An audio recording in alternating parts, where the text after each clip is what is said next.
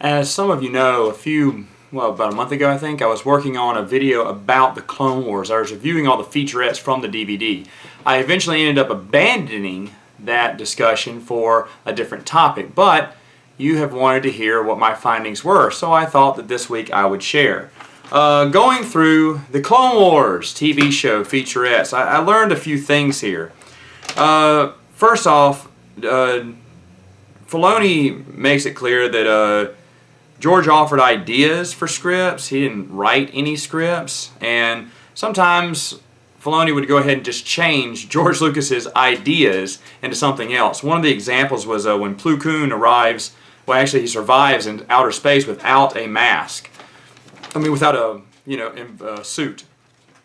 Which George said, no, that doesn't make any sense. He's got flesh on him. It would maybe not work. With Givens in the expanded universe, I know that they have bone on the outside, flesh on the inside. So yeah, that would work. This one kind of stretches that realm of science fiction. Filoni liked it because he had a mask and he thought, well, he'd be fine.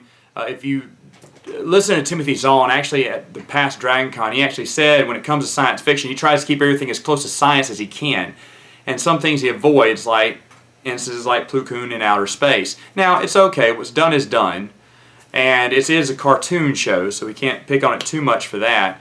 But just some of the stretches of the imagination. And that's one thing about Filoni that I found out in Season 1 featurettes, is that he owns up to all the mistakes and takes credit for all the terrible, terrible, terrible storylines the Clone Wars has to offer. For instance, like the Malvoyants trilogy, he talked about how sometimes the inside of it was looking bigger than the actual outside, and they had to change that. Little things like that. Or in the episode called Rookies, the commando droids have 2 fingers, yet when they dress up as clones, they have 5 fingers all of a sudden. He didn't know how that happens. It doesn't make any sense.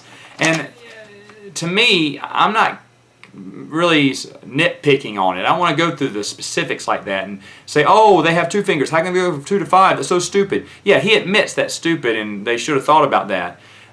A bigger question for me was, why weren't the commando droids shown in Episode 3? See, it's hard to invent a droid that's very effective and say it wasn't used during Episode 3. Now, you could explain it and say it was somewhere else, but yet they're still using old, out-modeled B1s. So that, to me, would be an issue more than how many fingers they have when they put on clone suit armor.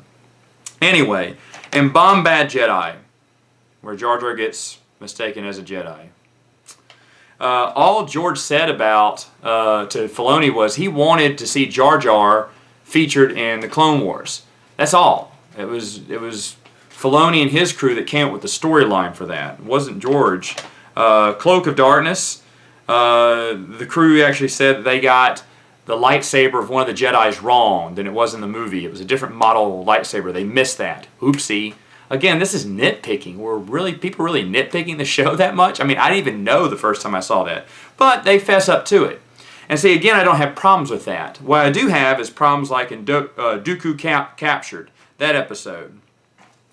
First off, for that episode to show a Gundar, George Lucas made them use the West End Games model version because he was a big West End Games fan, which backs up what Timothy Zahn said in an earlier interview where George gave him all the West End Games stuff and says, here, use this. Anyway, the thing I have a problem with is Dooku being captured by 30 knuckle-headed pirates. He's the Lord of the Sith, or actually apprentice to the Sith, I should say. But he's Sith. He should easily take on 30. You've seen Darth Maul take on way more than that in the show and in the novels, of course.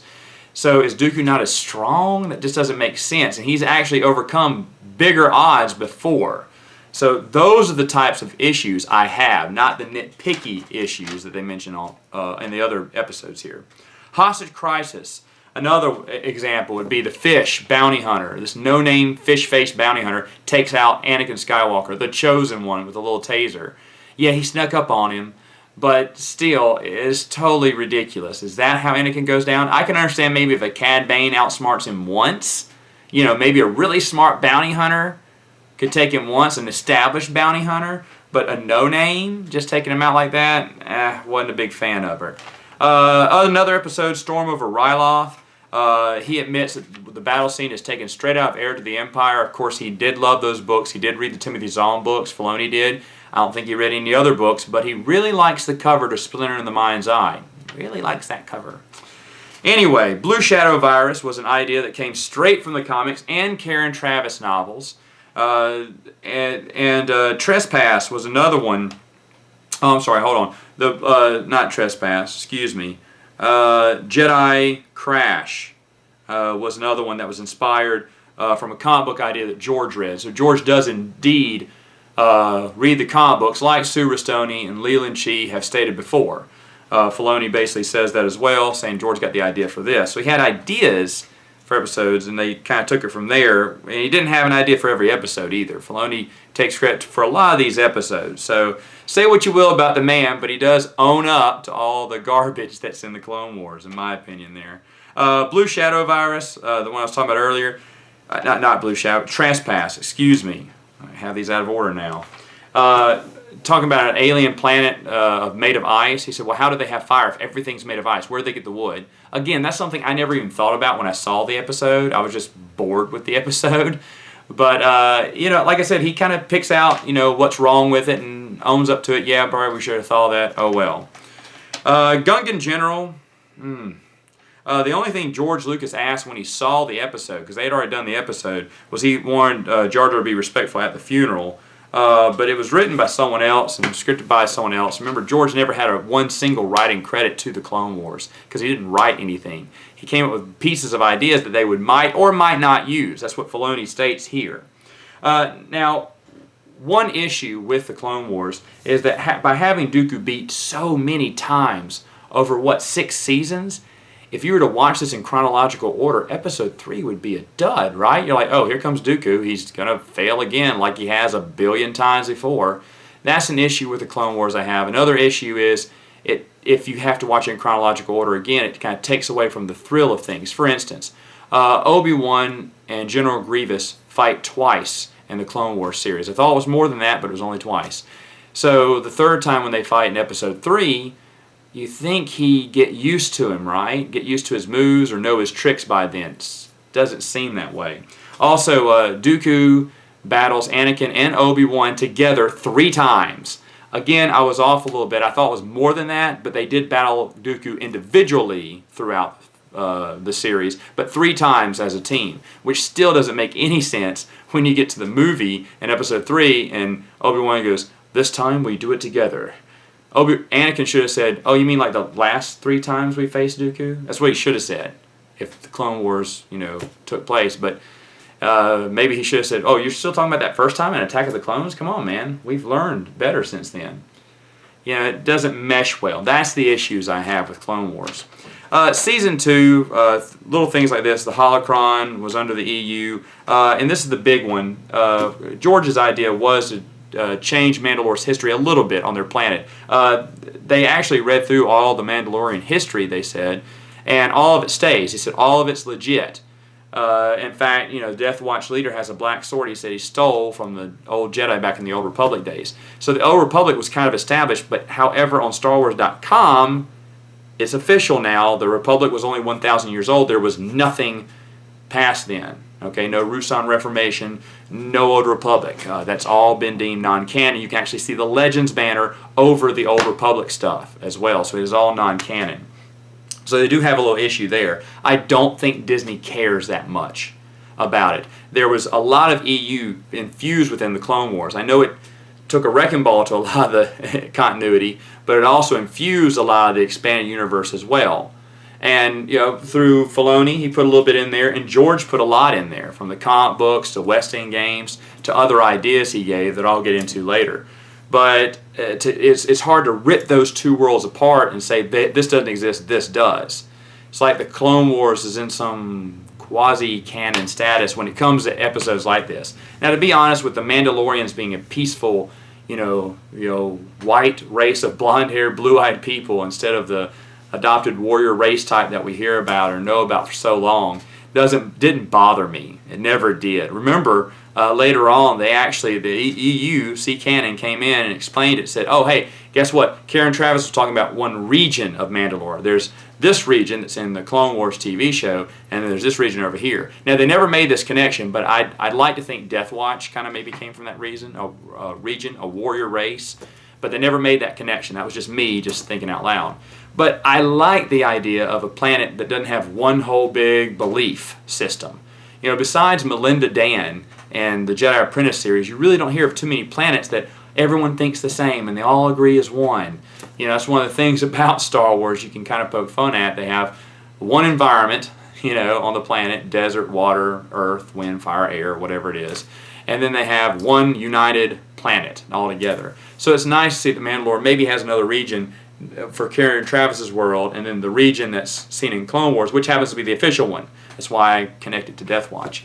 And it's funny that Filoni in the featurette was like saying, well, how did Boba Fett get armor that didn't look Mandalorian, it was different colors, it was all patched away? He said, I don't know. Well, it's kind of easy to say, okay, well, if you look at Karen Traviss's thing, there's a perfect explanation why he got it. He was adopted into the Mandalore culture. And people can still be adopted into the Mandalore culture, okay? But anyway, I didn't see that big a problem with that. And that was George's idea for the direction of it. The episodes in general, no, those were all by Filoni and his crew. Season 3, in Evil Plans, Filoni is more interested in how the cake looked at Padme's banquet than the entire story, which sucked. Let me give you the synopsis of the story, and I'm not making this up. R2-D2 and C-3PO go looking for fruit for Padme's cake for a party she's holding. I'm not making that up. Let me see. They find a beauty shop for droids. Yes, a beauty shop for droids.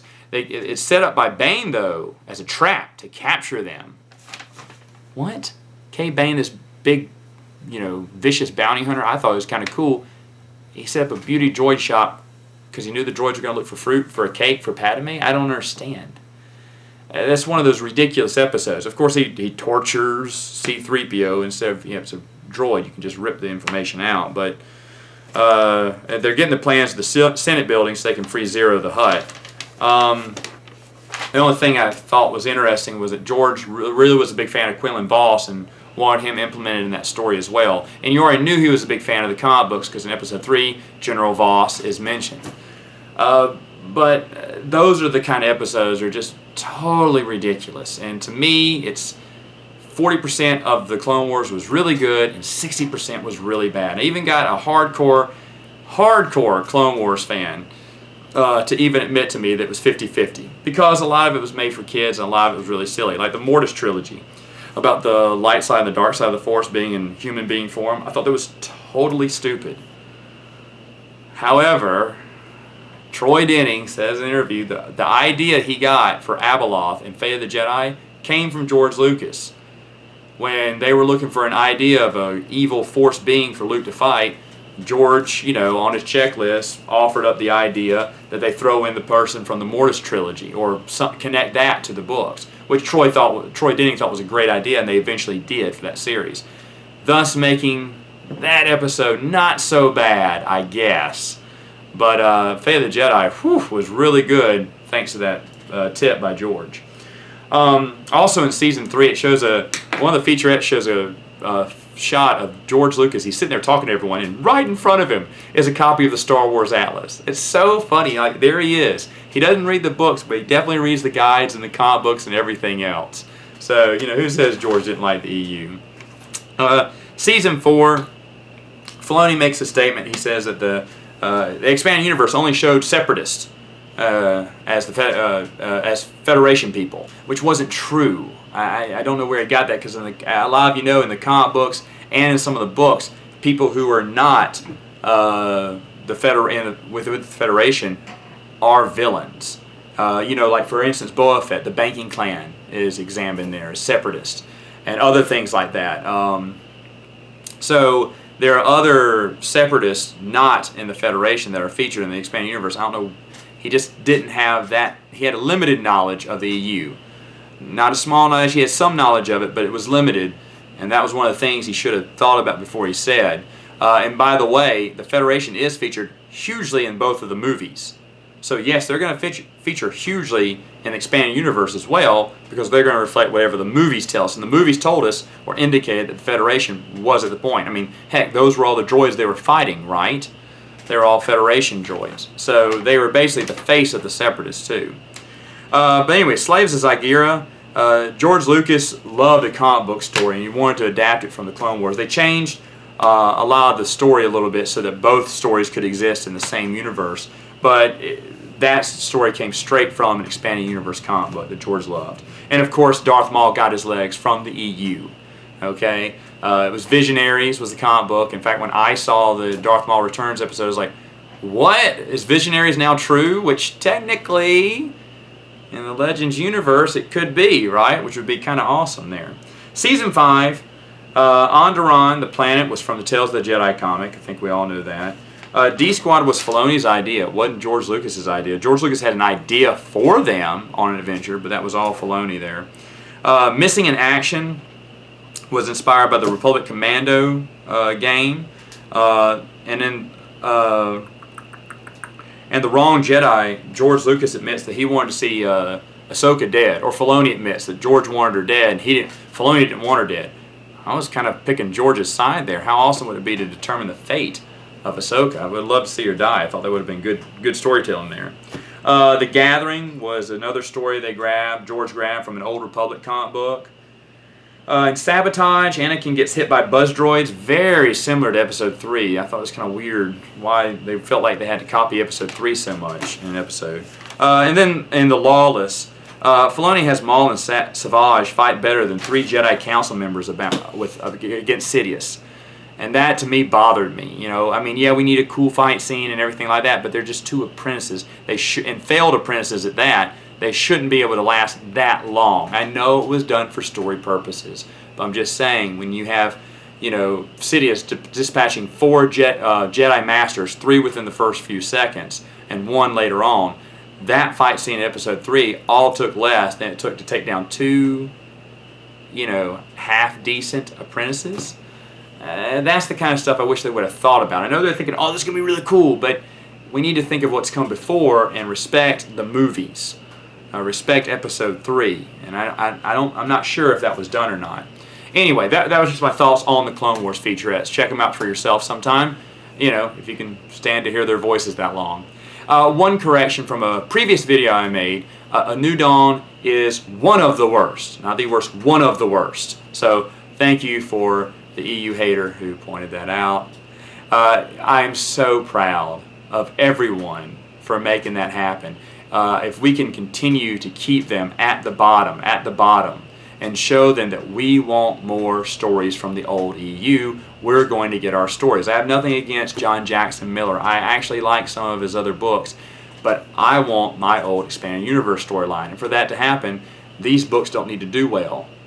Again, I urge you to buy Legends books if you see them out there. Buy them with the Legends banner on them. Show them that we are interested in Legends and not in their new books. Okay, folks, we have an interesting video for next week, so I'll see you then.